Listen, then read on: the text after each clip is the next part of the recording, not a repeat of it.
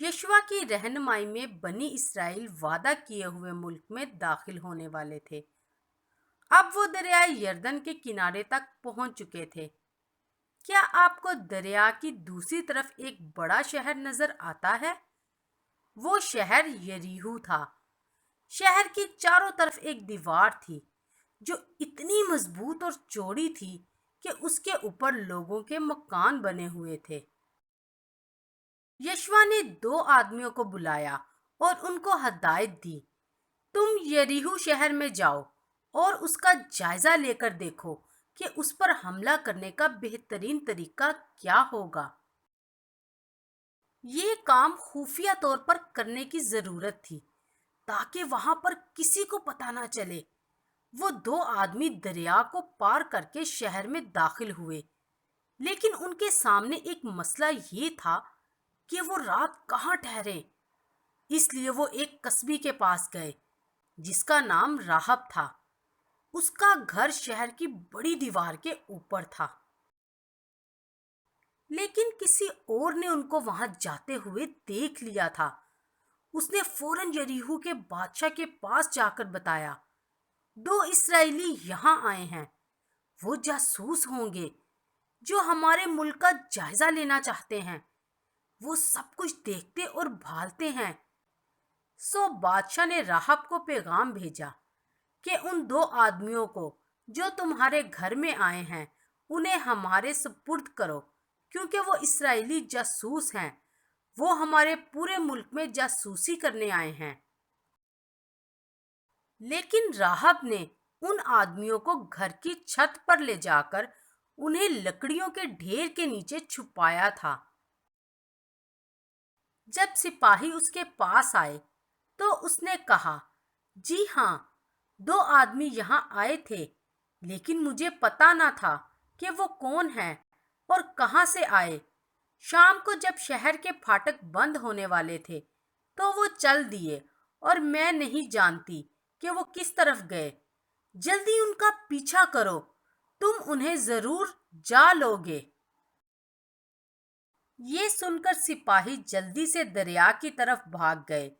उनके जाने के बाद राहब घर की छत पर जाकर जासूसों से कहने लगी, मुझे मालूम है कि खुदा ने तुम लोगों को ये मुल्क दिया है।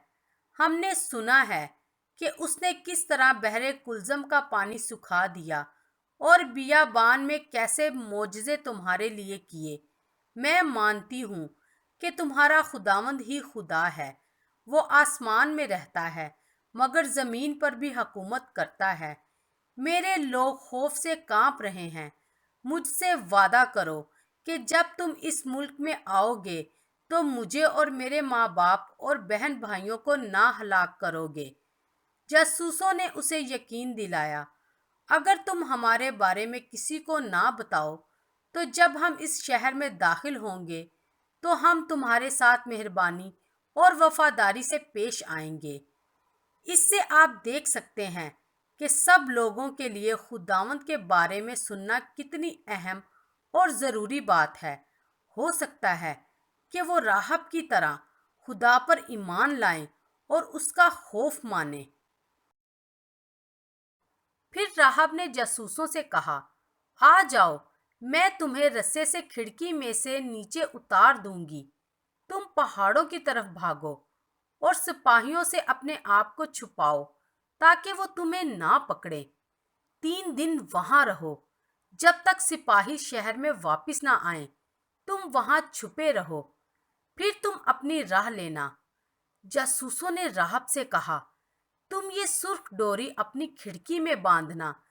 इसी तरह जब हम इस मुल्क में दाखिल होंगे तो हमें पता होगा कि तुम और तुम्हारा खानदान कहाँ है और तुम महफूज रहोगे। राहब ने जवाब दिया, ठीक है, जैसा तुमने कहा है ऐसा ही हो।